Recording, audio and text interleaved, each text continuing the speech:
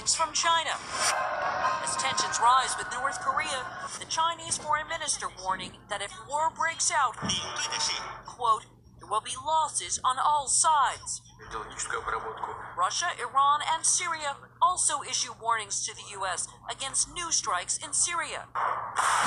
The threats follow President Trump's decision to launch 2 major military strikes in Afghanistan and Syria. We have the greatest military in the world, and they've done a job as usual. So we have given them total authorization, and that's what they're doing. And frankly, that's why they've been so successful lately.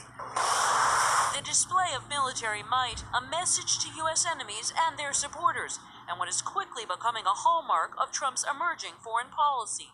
President Trump has given much more leeway to his military commanders to strike, and they're striking. And I think that does send a message around the world that America's back. Unbelievable. It's an about-face from the candidate who promised a national security strategy that put America first. I want to help all of our allies, but we are losing billions and billions of dollars. We cannot be the policeman of the world.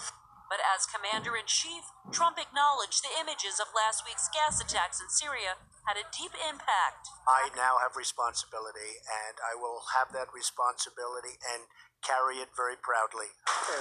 In the span of a week, Trump has also changed his mind on the NATO alliance, now viewing it as a tool to counter Russian aggression in Europe. I said it was obsolete. It's no longer obsolete. And abandoning his hardline stance on China. Great relationship. Now calling President Xi Jinping a partner to counter North Korea's nuclear threats. President Xi wants to do the right thing. We had a very good bonding. I think we had a very good chemistry together. I think he wants to help us with North Korea.